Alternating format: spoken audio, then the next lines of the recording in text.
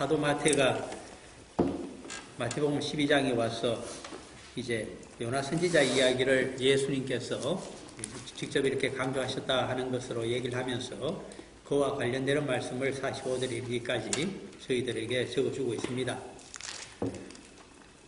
우리가 신구약 성경을 이렇게 쭉 보다가 하면 히브리 정경, 히브리인들의 본래 기록된 경전이었죠. 그것을 우리는 올드 테스트먼트라고 해서 구약으로 부르고 있습니다.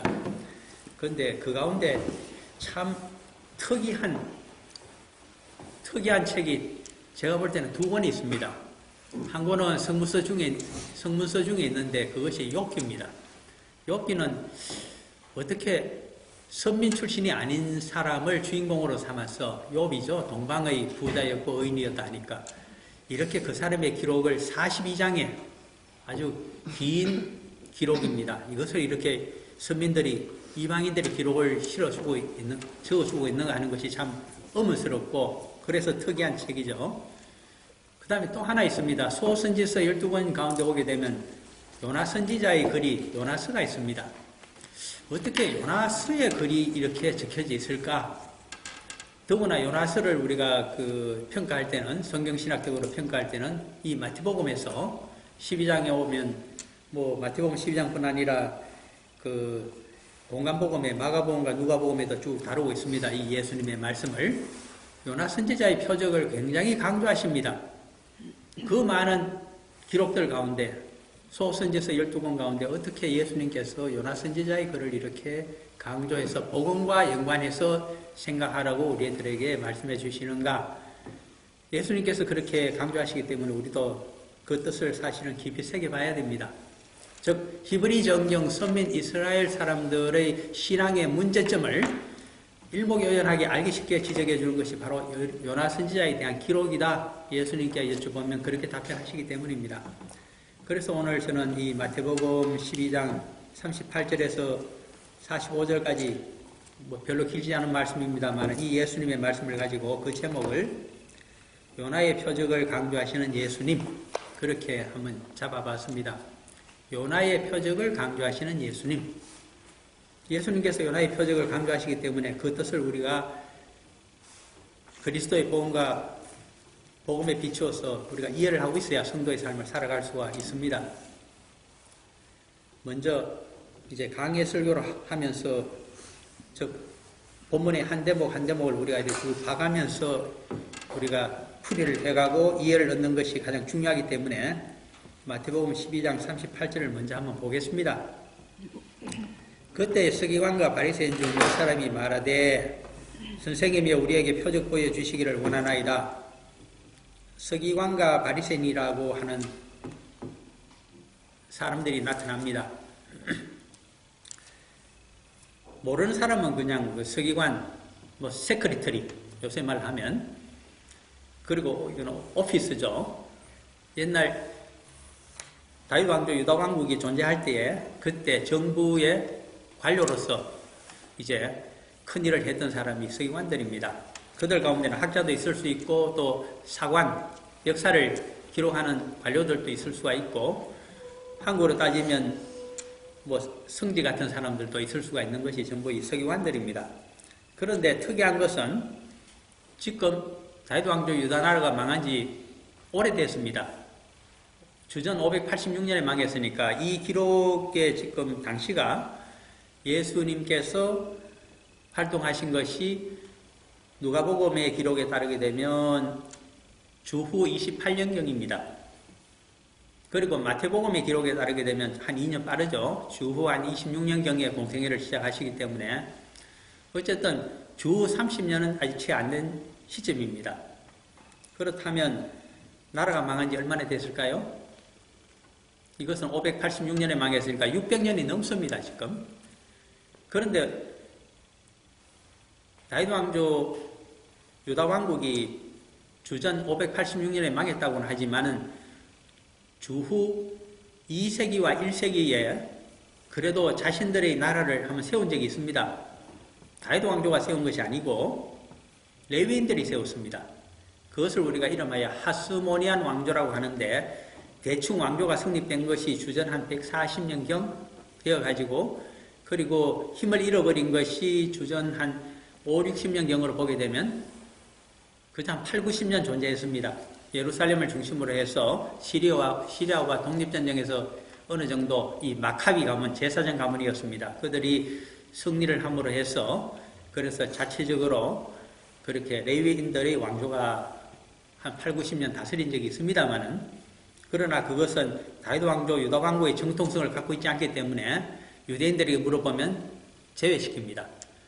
어디까지나 서민 이스라엘 사람들, 특히 유대인들은 어떻게 그 서민의 정통성을 이야기하는가 하니까 북조 이스라엘 10지파에 대해서는 서민이 아니라고 생각합니다.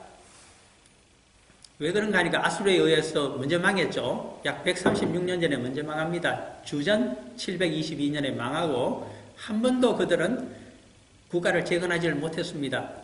더구나 아수르가 아주 악랄하게 두 가지 정책을 추진했습니다. 하나는 북조 이스라엘 10지파가 살고 있는 그 땅에서 쓸만한 인재를 다 아수르 제국 변방으로 끌고 가버렸습니다. 그 대신에 그들의 땅을 빼앗고 아수르 제국의 변방에 있던 속국의 백성들을 사마리아와 북조 이스라엘에 집어넣었습니다. 대신 이것을 이름하여 현대적인 용어로 바꾸게 되면 뭐 현대도 아니고 근대적인 용어로 바꾼다면 식민 정책을 추진했다. 마치 일본 제국이 조선의 땅을 동양 척시고 했습니까? 그것을 통해서 집단 소유로 되어 있는 공동체 소유, 가문의 문벌의 집안의 소유로 되어 있는 것을 개인적으로 등기를 하라고 했습니다. 시한을 주어서 그 사이에 전부 개인 등기를 하십시오 했더니 그때까지 토지에 대해서 개인 소유권을 가진 적이 조선시대에 없습니다. 조선 백성들이 전부 문중 가문의 재산으로 되어 있기 때문에 그래서 그 중에 이제 상당히 시세에 밝은 사람들 이런 사람들은 어떻게 했을까요? 자기가 그 문중의 이제 책임을 지고 있는 사람 같으면 얼른 자신의 이름으로 토지를 등기를 해버리게 되면 자신 것으로 인정이 됩니다. 대부분이 그렇게 하지 않았습니다. 그러므로 전부 몰수가 된 겁니다.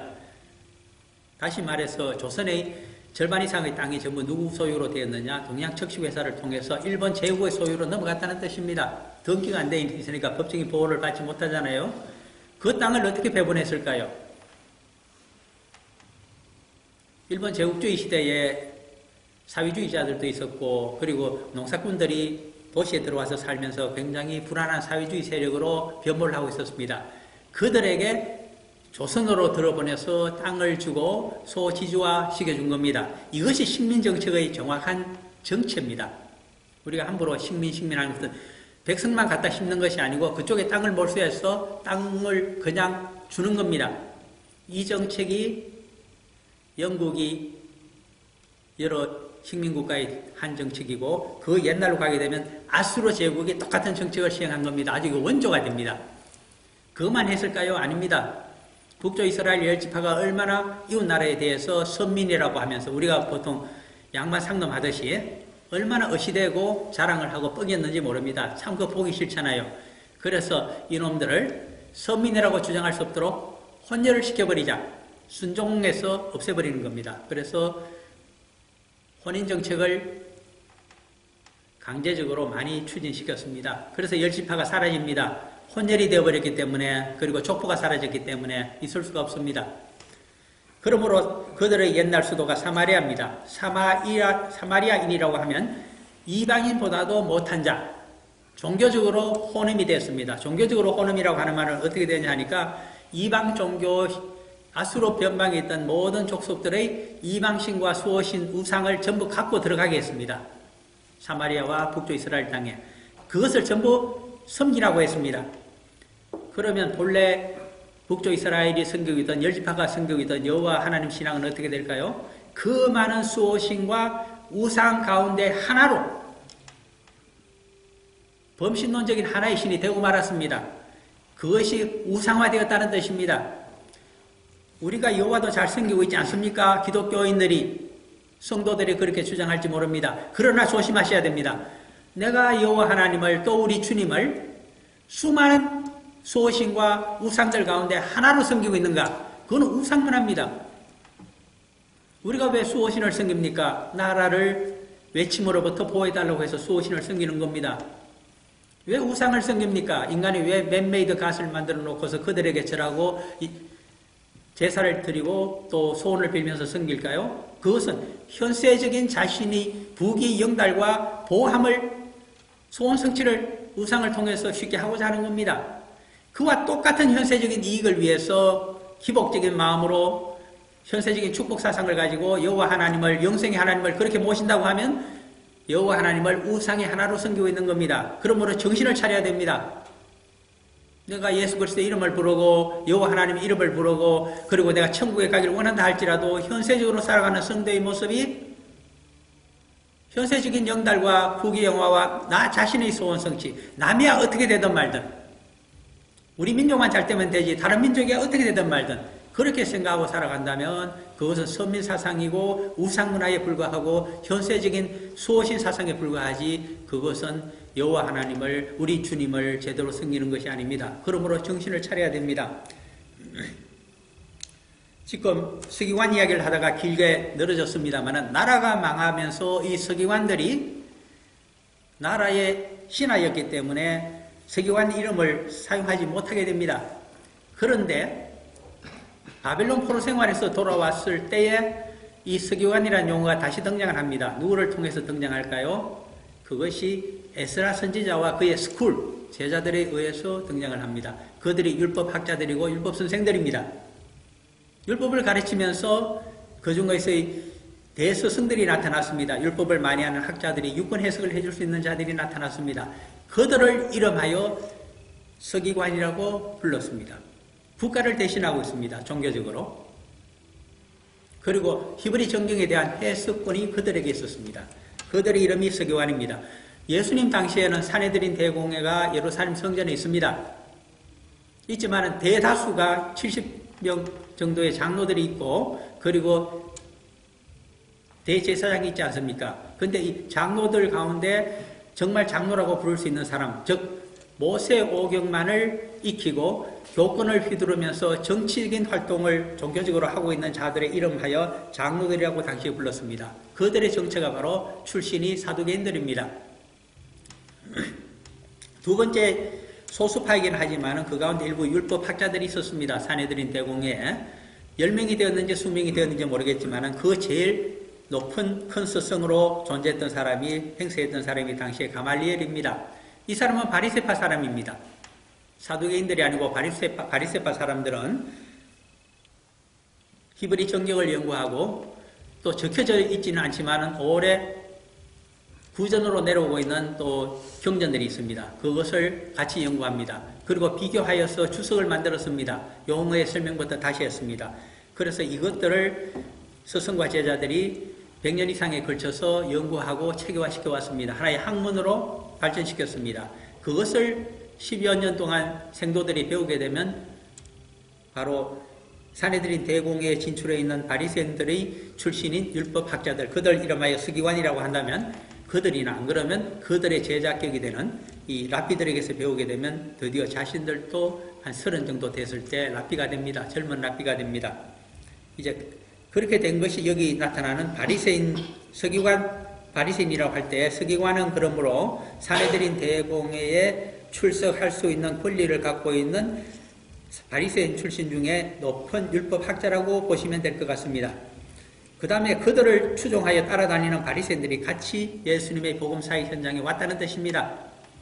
그러므로 이 말은 현재 갈릴리에서 예수님이 사역을 하고 계십니다. 회당을 중심으로 해서 하고 계시는데 그곳에는 갈릴리 출신 회당장과 랍비들만이 와 있는 것이 아니고 예루살렘 성전에서부터 산헤드린 대공회에서부터 존귀한 서기관들과 그들의 랍비들과 제자들이 일부 같이 와서 참관을 하고 있었다는 뜻입니다.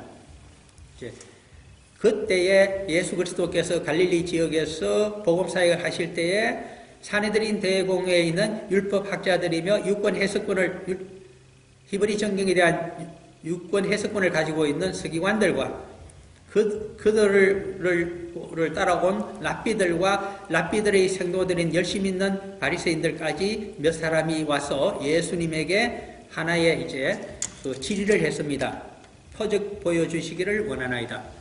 도대체 무슨 표적을 보여달라고 하는 걸까요? 이제 생각을 해보셔야 됩니다. 이 표적은 당신이 메시아라는 징표를 보여달라는 뜻입니다. 뭐 메시아라고 하는 이런 폐가 없잖아요. 그러면 폐가 무엇일까요?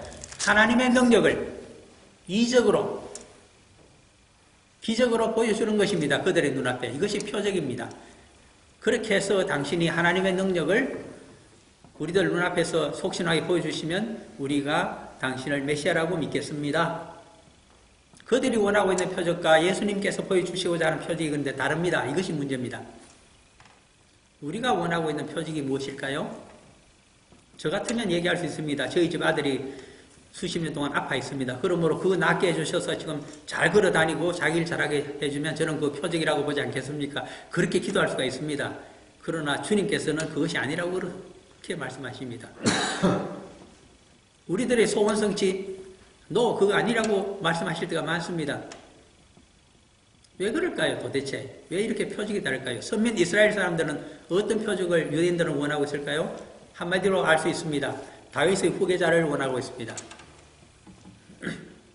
다윗이 그 옛날 아브라함에게 주셨던 하나님께서 약속하셨던 그 영토를 역사상 처음으로 회복하여서 회복한 것도 아닙니다. 정복하여서 이스라엘 제국을 건설한 자입니다. 그래서 쉽게 얘기하자면 창세기 15장에 있습니까? 메소포타미아 지역의 제일 서쪽에 있는 강 이름이 유프라테스 강입니다. 그 강을 제외하고 그 서쪽에 있는 모든 땅.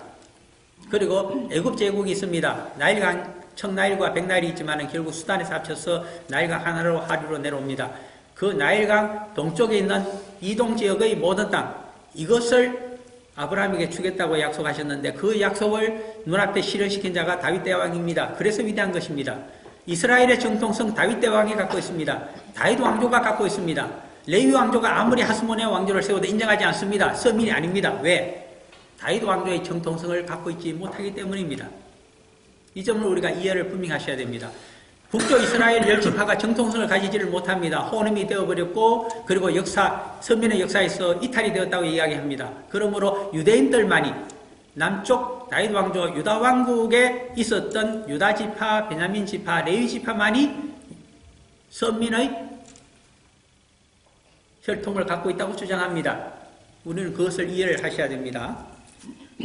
그러므로 그들은 다윗 대왕의 후계자가 메시아로 오셔서 하나님의 능력으로 자신들의 병력과 힘으로는 로마 제국, 헤롯 왕가를 물리칠 능력이 전혀 없습니다. 그러므로 하나님의 능력으로 그 외세를 물리치고 옛날 이스라엘 제국, 다윗 제국을 재건해 주길 바라고 있습니다. 그것이 정확하게 표적입니다. 여기서 이야기하고 있는 그들이 바라고 있는 표적입니다. 그랬더니 39절입니다.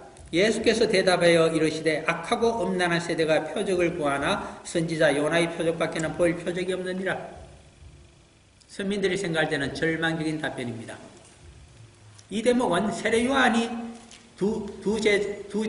자신의 두 제자를 예수님께 갈릴리 복음사역 현장에서 보내어서 우리가 당신이 메시아임을 보여주시겠습니까? 아니면 또 다른 메시아를 기다려야 됩니까? 라고 물었을 때 예수님이 답변해 주신 내용과 동일한 내용입니다. 사실은. 그러나 요나의 선지자의 표적을 가지고 지금 달리 말씀하시기를 시작하십니다. 그것을 이해 못하기 때문에 달리 말씀하시는 것입니다. 그러면서 한마디로 선민 유대인들이 얼마나 하나님 신앙을 떠나 있는지를 두 단어로 요약을 합니다. 악하고 음란한 세대라고 말씀하십니다.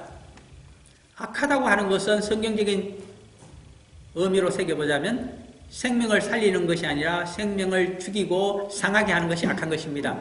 아무리 좋은 명분과 아무리 좋은 복음적인 것으로 보인다고 하더라도 결론이 사람의 생명을 해하고 죽이는 것이라면 그것은 아버지 하나님의 선함과는 전혀 별개의 문제입니다. 그러므로 조심하셔야 됩니다. 우리 교회가 잘 되고 우리 집단이 잘 되고 무엇이 다 좋습니다. 그리고 이단을 몰아낸다고 하는 것도 다 좋습니다. 명분이. 그러나 그것 때문에 사람의 생명을 해친다고 하면 그것은 이미 아버지 하나님의 선한 뜻에서 이탈이 되고 있습니다. 그러므로 로마서 12장 2절에 가면 사도 바울이 이야기합니다. 1절에서 너희 몸을 예수 그리스도처럼 산 제사로 드리라고 하면서 12장 2절 로마서입니다. 가서 하나님의 선하신 뜻을 반드시 분별하라. 제1조입니다. 성도는 어떤 경우에라도 생명을 살려야지 생명을 죽인다고 하면 그것은 아버지 하나님의 선하신 뜻에서 이탈이 되어서 성도가 아니라고까지 주장합니다. 조심하셔야 됩니다. 바로 그 대목입니다. 너희들은 생명을 무지한 자의 피를 흘리며 죽이고 있구나. 불력으로 재물욕 때문에 욕심 때문에 너 자신이 살려고 하면서 이기적인 목적 때문에 다른 사람에 대해서는 상하는 것을 정당화시키고 있구나. 악한 세대라고 말씀하시는 이유가 그것입니다. 한국에서도 요새 쉽게 말하자면 갑질을 한다고 합니다. 돈이 있기 때문에 상점 노릇을 하고 그리고 음식점에 가면 요새는 어떤지 몰라도 옛날에는 야자라고 막 부르기를 합니다. 이 나라에 와서는 제가 야자라고 부르는 것을 들어본 적이 없습니다만 그래도 관광객들이 때로 와서 그렇게 하는지 모릅니다. 그렇게 하면 안 됩니다. 돈이 없다 뿐이지 똑같은 하나님이 만든 창조물이며 나와 똑같은 하나님의 피조물이 아닙니까? 그러므로 사람에게서 사람 대접을 해주라고 하는 것이 마태복음 7장에 있는 황금률입니다. 대접을 받고자 하는 대로 하나님 앞에 너가 인간 대접 받고 싶으냐? 너도 이웃에 대해서 하나님이 창조한 창조물에 대해서 하나님을 대접하듯이 인간 대접해주라. 그 말씀입니다. 그것이 황금률입니다. 두 번째는 음란한 세대라고 이야기합니다. 이것은 사회 풍조를 이야기하는 것이 아닙니다. 종교적인 측면입니다. 음란한 세대는 종교적으로 혼음을 하고 있는 자들입니다. 여호와만을 섬기고 그 말씀을 따라야 되는데 우상 문화에 소신 문화에 젖어들어 있는 것이 바로 음란한 세대의 의미입니다. 종교적인 타락이 오게 되면 반드시 성적인 타락이 같이 오게 됩니다. 그래서 같은 의미로 사용될 수가 있는 용어입니다. 더 자세한 것을 아시려면 호세아서를 보시면 정확한 음란한 마음에 대한 해석이 나오고 있기 때문에 이 정도만 하겠습니다. 악하고 음란한 세대가 그러므로 선민사상에 의거하여 자기들만 잘 살고 자기 이방 민족들을 종으로 부리기 위해서 그것을 실현시켜줄 메시아를 구하고 있으니 얼마나 잘못된 것이냐. 그러나 만민을 구원할 메시아에 대한 이야기가 요나 선지자의 글에 있기 때문에 나는 그 밖에 이야기해 줄 것이 없다고 하시면서 요나의 표적이라는 용어를 사용하셨습니다. 그러면서 40절에 가게 되면 요나가 밤낮 사흘 동안 큰 물고기 뱃속에 있었던 같이 인자도 밤낮 사흘 동안 땅속에 있으리라 중요한 말씀을 하십니다. 요나 선지자가 큰 물고기 뱃속에서 3일 만에 회개를 한 것 같이 내가 죽어서 부활하기 전에 3일 동안 땅속에 들어가 있을 텐데 그때 너희들은 회개를 하라는 뜻이 여기 들어있는 사실은 의미입니다. 그 의미를 좀 더 깊이 있게 알아보기 위해서 배경적인 설명을 조금 드려야 되겠습니다. 사실 요나의 표적을 강조하시는데 그것은 4가지로 구성이 되어 있습니다. 여러분들이 오늘 요나서를 안 읽어보시고 제 설명을 듣기 때문에 좀 힘드시겠습니다만 간추려서 말씀을 드릴 테니까 이 간추린 말씀만은 꼭 기억을 하시기 바랍니다. 첫 번째는 요나의 표적 가운데 무엇이 있는가 하면 요나가 어디 출신인가부터 아셔야 조금 이해를 쉽게 할 것 같습니다. 제가 여러분들에게 먼저 우리 CCM 이메일을 통해서 카카오톡입니까? 그것을 통해서 지도를 하나씩 사실은 드렸습니다. 그 지도를 머릿속에 넣고 계신다면 제 설명을 이제 들으시기가 좀 편해지실 겁니다. 제일 먼저 그 지도에 오른쪽 제일 위쪽을 보시면 다 기억하시려고 봅니다. 카스피해가 거기 있습니다. 카스피해, 중앙아시아에 있는 가장 큰 호수며 그것은 바다인 셈입니다. 카스피해라고 부릅니다. 카스피해가 어느 정도의 면적일까요? 궁금하시지 않습니까? 우리 한반도가 약 22만 평방킬로미터입니다. 그걸 갖고 비교를 하자면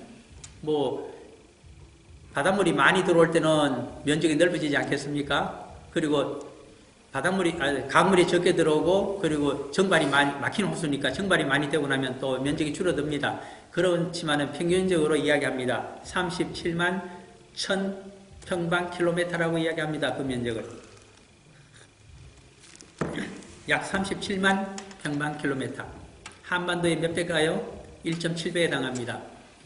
그와 비슷한 사이즈의 나라가 하나 있습니다. 한국 옆에. 어느 나라입니까?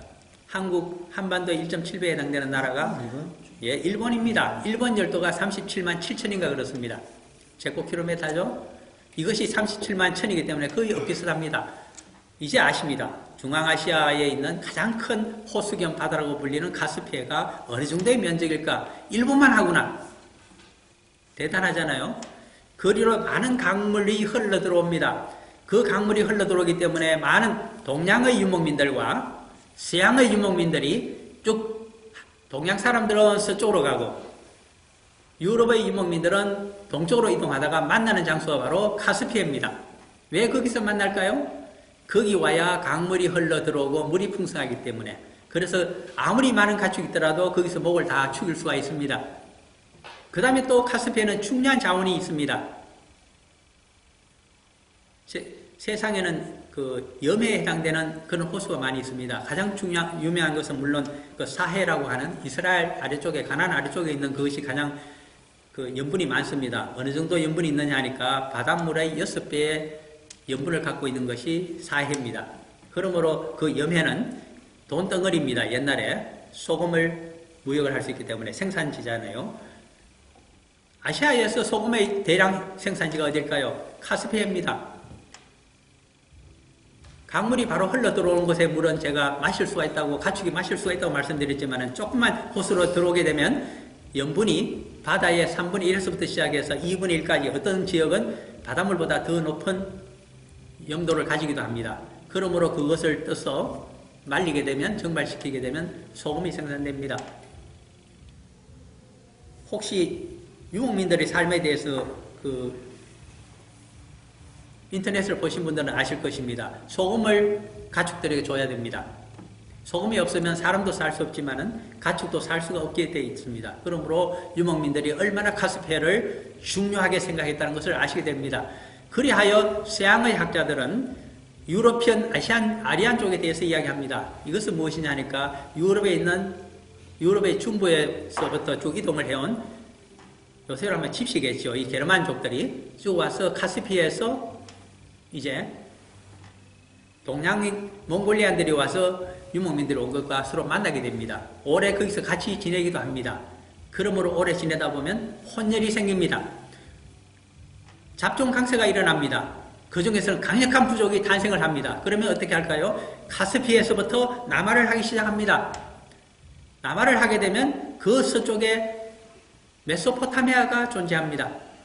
힘이 강하다면 메소포타미아, 티그리스, 유프라테스 강을 정복해서 그 지역의 삼각주를 차지하게 되면 세계 최고의 권력을 행사하게 됩니다만 그곳에 있는 민족들이 강합니다. 그러므로 그것을 차지하지를 못했습니다.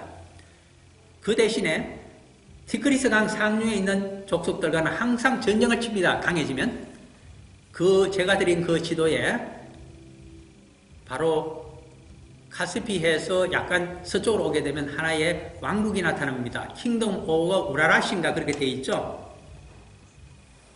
제가 지금 이것을 녹음을 하기 때문에 좀 열지를 못해서 그렇습니다만 여러분들이 그 지도책을 보시면 거기 주전 718년 이전에 존재했던 왕국이 하나 카스피해 서쪽에 존재하고 있습니다. 우라투 왕국일 겁니다. 그것을 보여드리기 위해서 그 지도를 드린 겁니다. 우라투 왕국이 주전 718년까지 존재했는데 그 전에 바로 그 티그리스 강이 서쪽에 있습니다. 더 서쪽, 서남 쪽에 있는 거기가 아수르 고대 왕국인데 그 왕국의 수도 이름이 바로 나와 있는 니느웨입니다. 이 니느웨와 티그리스 강을 점령하기 위해서 전쟁을 오랫동안 했습니다. 수십 년간 했습니다. 전쟁의 절정이 이런 것이 주전 790년에서 750년 또는 740년 사이입니다. 그때가 바로 이스라엘 왕국에 있어서는 북쪽 이스라엘 왕국입니다. 여로보암 2세 때입니다. 남쪽 다윗 왕조 유다 왕국에 있어서는 이사야서 천벌의 1장 1절에 나타나는 그 대왕의 시대입니다. 우리 한번 보실까요? 우리가 잘 아는 이사야서 1장 1절에 한번 가보십시오. 이제는 그것이 무슨 말인가를 모르시겠지만 그러한 역사를 관련해서 보면 그래서 이렇게 글을 적었구나 하는 것을 알 수가 있을 겁니다. 이사야서 1장 1절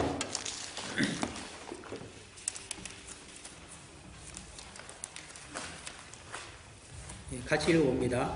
유다 왕 우시아와 요담과 아하스와 히스기야 시대의 아모스의 아들 이사야가 유다와 예루살렘에 관하여 본 계시라. 이것이 바로 북쪽으로 가게 되면 요나 시대의 이야기입니다.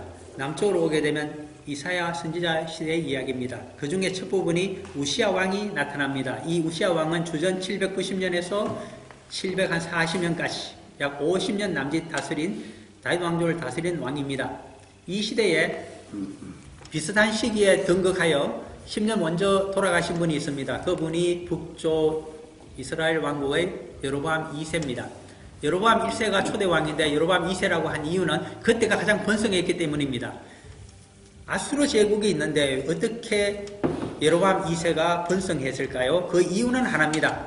오늘 지도에 제일 모두에 말씀드렸던 바로 카스피해 서쪽에 존재했던 그 왕국, 바로 우라투 왕국과 전쟁을 오래 했기 때문입니다. 동부 전선에서 적이 쳐들어옵니다. 카스피에서 발생했던 혼혈민족 우라투 왕국이 강력한 힘을 가지고 지금 메소포타미아 지역을 침입하기 위해서 먼저 티그리스 강 상류에 있는 아수르를 치기 시작했습니다. 그러므로 반격에 나섰습니다. 모든 군사를 모아서 아수르는 나라의 명운을 걸고 우라투 왕국과 수십 년간 전쟁을 치고 있습니다. 동부 전선에 매어서 꼼짝을 할 수도 없습니다. 서부 전선이 텅텅 비었습니다. 기회는 이때다 하고서 북쪽 이스라엘의 여로보암 2세가 군대를 휘몰면서 옛날 다윗이 가졌던 그 땅을 다시 수복하기를 시작했습니다. 하맛 어구를 수복하고 다메섹을 수복하고 상당 부분을 쳤습니다. 그랬더니 아수르까지 갈 수 있는 길이 열렸습니다. 이 시대가 바로.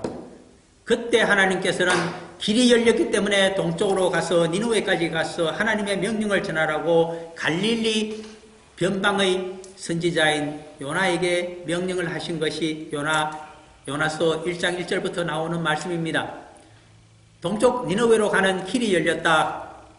너희들에게 여로보암 2세 지금 이 시대에 하나님께서 번성하게 하셨다. 그 이유는 하나님의 말씀을 다른 민족에게 전하라고 하면서 길을 열어준 것이다. 그러므로 너는 내 말을 따라서 니느웨까지 가서 약 800km입니다. 갈릴리에서는. 하나님의 말씀을 전하라고 지시하셨습니다. 요나가 순종했을까요? 안 했을까요? 순종하지 않았습니다. 요나가 악하기 때문에 순종하지 않았을까요? 아닙니다. 요나는 아주 성실하고 신실한 자입니다. 그러므로 선지자가 아니겠습니까? 그런데 왜 반대했을까요? 이유는 하나입니다. 조상대대로 내려오는 유대교적인 해석과 하나님 여호와의 명령이 틀렸기 때문입니다. 회당에 가서 묻고 성전에 가서 물어도 그것은 어림도 없는 이야기입니다. 이상한 짓입니다. 그래서 따르지 않았습니다. 이방민족에게 하나님의 말씀을 전하는 법이 없습니다. 선민들은. 모세 이후로 한 번도 하지 않았습니다. 그런데 왜 엉뚱한 요구를 하십니까? 그래서 비토합니다. 그래도 자꾸 가라고 하니까 견디다 못해서 도망을 칩니다. 어디로 칩니까? 갈릴리 자기의 고향이 갓헤벨이라고 하는 예수님의 고향인 나사렛에서 얼마 떨어지지 아니한 갓헤벨 출신입니다. 거기서부터 동쪽 800km를 가서 니느웨로 가야 될 사람이 서쪽 800km보다 훨씬 먼 스페인의 다시스로 가는 배를 집어타고서 도망을 친 겁니다. 이것이 요나 선지자입니다. 그랬더니 하도 기가 막혀서 물에 던져버리게 하고 큰 물고기 속에 3일간을 지내게 했습니다. 목숨이 경각에 달했습니다. 그때 회개를 합니다. 그것이 요나 선지서에 기록이 되어 있는 장면입니다. 아마 1장 끝에서부터 2장에 쭉 아닙니다. 2장에서 또 3장까지 쭉 기록이 되어 있는 내용들일 겁니다. 1장 끝에서 2장입니까? 그렇게 돼서 3장으로 넘어가게 되면 드디어 니느웨로 참회를 하고서 떠나게 됩니다. 여기서 물고기 배속 3일이 무엇을 이야기하고 있는가? 그리고 갈릴리 갓헤벨에서 니느웨로 가지 않고 왜 다시스로 갔는가 하는 것의 의미를 조금만 말씀을 드리겠습니다. 시간이 많이 없어서 많이는 말씀을 못 드리겠습니다만은 하나님의 명령을 따르지 않고 요나가 동쪽으로 가라고 했더니 서쪽으로 도망을 친 그 길이 나중에는 그리스도의 예수 그리스도의 복음을 전하는 제사장의 길이 거기에 열리게 됩니다. 누가 그 길을 따라갑니까? 사도 바울입니다. 사도 바울이 어떻게 해서 그 유대인, 그는 본래 베냐민 출신입니다. 그러면서 그는 예루살렘에 와서 공부했던 랍비입니다. 율법 선생이며 히브리 정경을 가지고 유대교를 신봉하던 자입니다. 그가 어떻게 요나 선지자처럼 참회를 해서 회개를 하고 하나님의 말씀을 따라 전도 여행을 하려고 생각했을까요? 그 비결을 적어놓은 것이 사도행전 한 절만 말씀드립니다. 사도행전 9장 9절입니다. 사도행전 9장은 모르시더라도 사도행전 9장 9절 얼마나 외우기 쉽습니까? 그 기절은 꼭 기억을 하셔야 됩니다. 도대체 사도행전 9장 9절에 무슨 말이 있을까? 그것이 왜 요나 선지자의 표적과 관련이 되어지는가? 그것을 우리가 보셔야 되겠습니다. 사도행전 9장 9절입니다.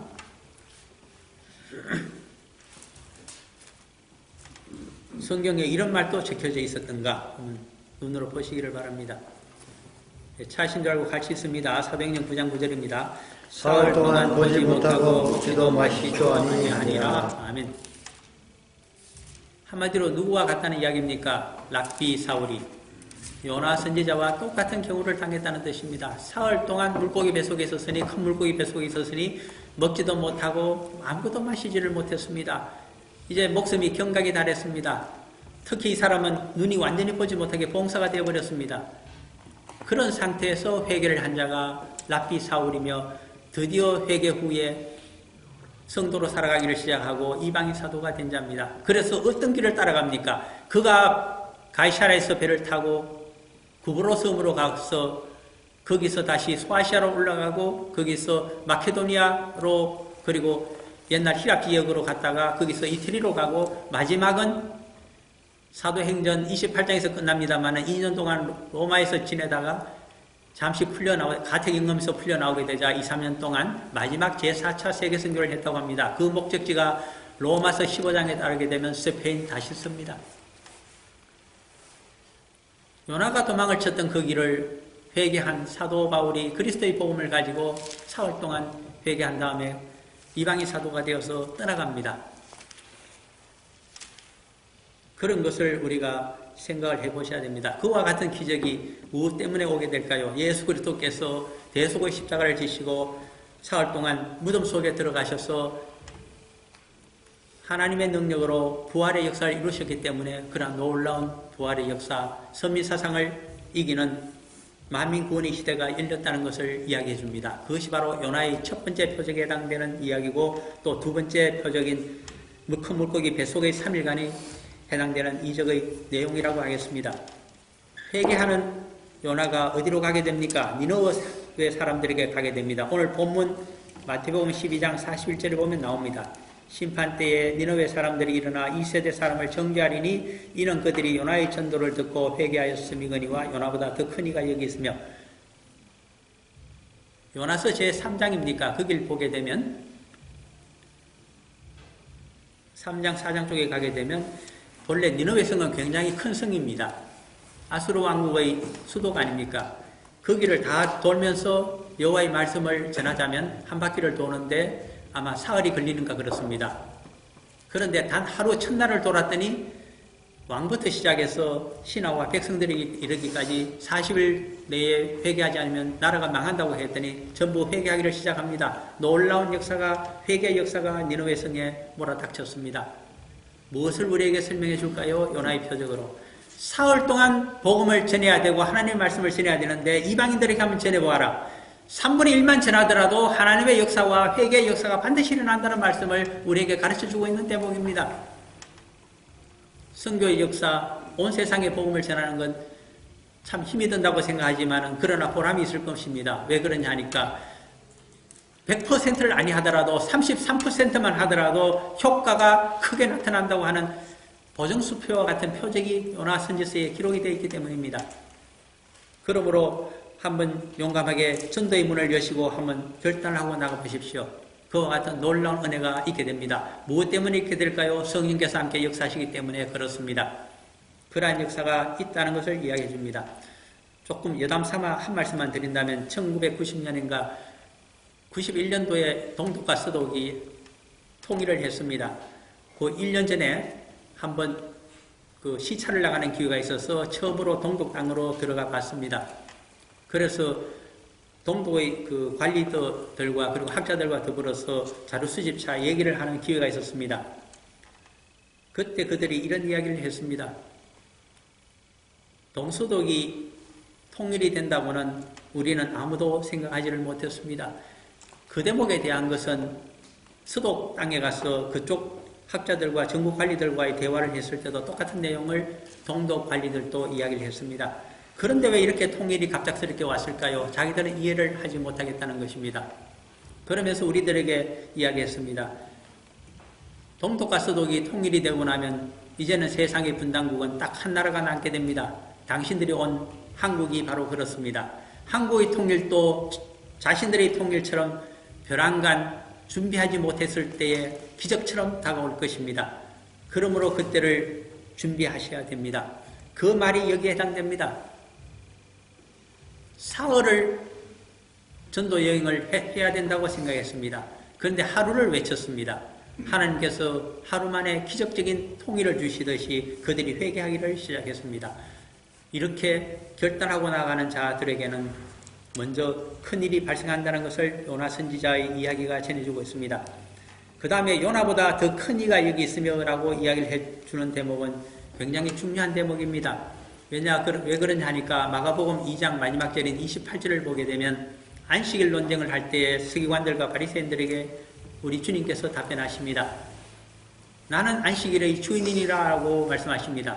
안식일 중요하지만은 그 안식일을 가지고 나를 공박하고 핍박하지 말라. 내가 바로 안식일의 주인이기 때문에 안식일의 주인께서 원하는 것을 하는 것이 안식일을 잘 지키는 방법이라는 말씀을 합니다. 안식일의 주인이 우리 주 예수 그리스도시라면 우리 주 예수 그리스도의 아버지 되시는 여호와 하나님께서 안식일의 주인이 되십니다. 안식일을 만드신 분이 아닙니까? 그분이 누구를 위해서 안식일을 만들었을까요? 우리를 하나님의 자녀 삼기 위해서 안식일을 만드신 분입니다. 그러므로 예수 그리스도가 안식일의 주인이라고 한다면 안식일의 목적이 되는 사람은 바로 우리 이웃이며 우리들 하나님의 자녀인 우리 성도들이라고 볼 수가 있습니다. 그러므로 사람의 생명을 구하고 인간 대접을 해주는 것이 안식일의 목적이 되어야 된다는 것을 의미해 주고 있습니다.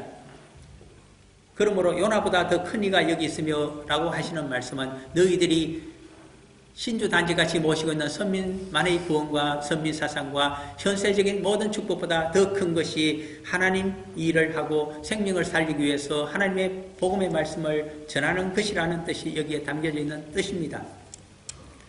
42절로 넘어가 봅니다. 심판때에 남방여왕이 일어나 이 세대 사람을 정죄하리니 이는 그가 솔로몬의 지혜로운 말을 들으려고 땅끝에서 왔음이거니와 실은 땅끝이 아니라 그때 땅끝으로 생각한 아라비아 반도 서남쪽에서 이스라엘 땅을 유다 땅을 찾아서 솔로몬 대왕을 만나려고 갔던 것이 시바 여왕입니다. 그러나 이 남방 여왕이 세상 사람들을 정죄한다고 합니다. 왜 그러냐 하니까 이유가 거기 적혀져 있기 때문입니다. 42절 끝에 보면 솔로몬보다 더 큰 이가 여기 있느니라. 솔로몬 대왕의 세상 지혜의 말씀을 듣기 위해서도 남방 여왕이 많은 보화를 가지고 그 먼 길을 찾아서 갔거니와 그런 정성을 보였는데 너희들은 솔로몬보다 더 큰 이 하나님의 지혜를 가지신 예수 그리스도의 복음을 들으려고 찾아오지도 아니하고 있구나 하는 말씀이 여기에 적혀져 있는 말씀입니다. 선민들은 그 말씀을 물리치고 하나님의 지혜를 주님으로부터 들으려고 하지 않고 자기들의 선민사상이 더 옳다고 생각하여 만민구원, 영생구원을 말씀하시고 하나님의 공의의 정신을 실천하고자 하시는 예수 그리스도를 오히려 골고다 십자가에 못을 박도록 처형장에 내몬 자들이 아닙니까? 그러므로 솔몬보다 더 큰 이가 여기 있느니라. 하나님의 지혜를 가지고 실천하고 하나님의 공의를 실천하고 있는 하나님의 아들의 지혜의 말씀을 들으려고 너희들이 귀를 기울이지 아니하니 그것이 큰 잘못이라는 말씀을 해주고 있는 말씀입니다.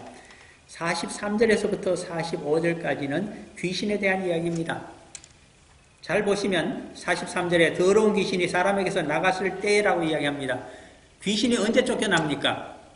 복음서를 보게 되면 예수 그리스도께서 귀신을 쫓아냈을 때 쫓겨나게 됩니다. 이 말씀은 예수 그리스도를 인생 가운데 만나서 그리스도의 제자가 되기로 회심했기 때문에 그리스도를 나의 주님으로 영접했기 때문에 그 몸에서 성령께서 들어오시고 귀신이 쫓겨났다는 것을 지금 의미해주고 있는 문장입니다. 그런데 문제가 있습니다.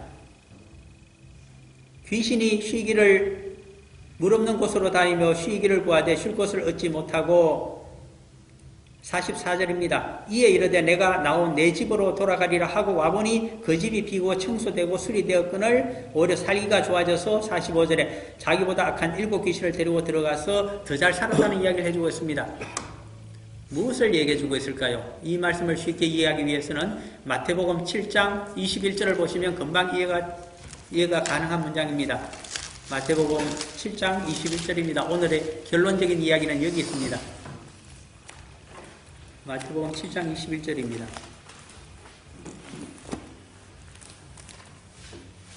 마태복음 7장 21절. 우리가 잘 아는 이야기입니다.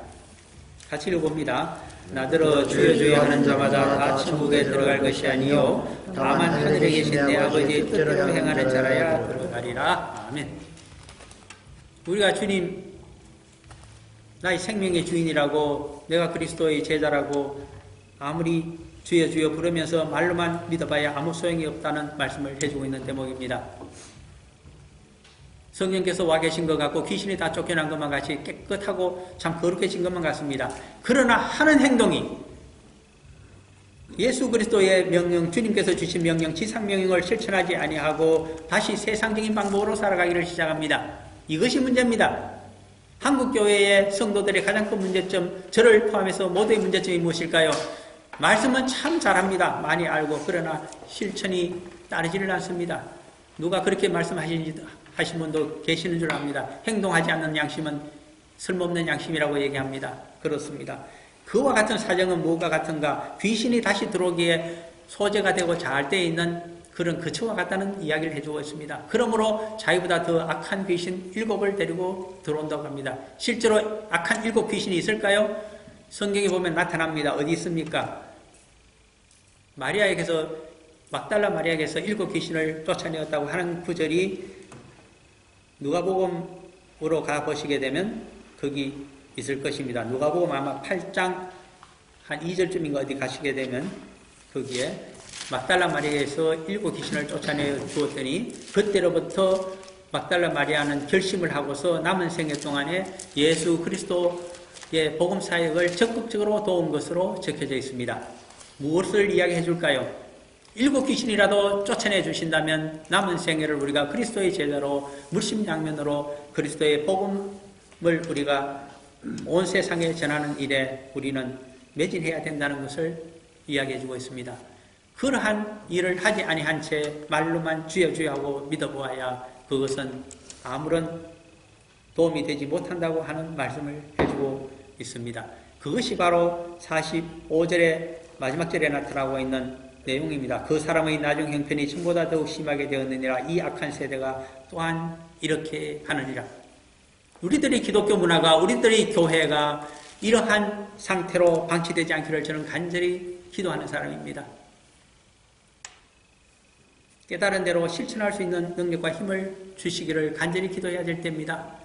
그리고 우리 모든 것을 바쳐서 다 한다는 각오로 들어서게 되면 3분의 1주만 했을 때도 벌써 성령님과 우리 주님의 인도하심으로 큰 전도의 열매가 맺힌다는 것을 이미 요나 선집사의 이야기를 가지고 우리들에게 다 주님께서 전해주시는 말씀이 아니겠습니까?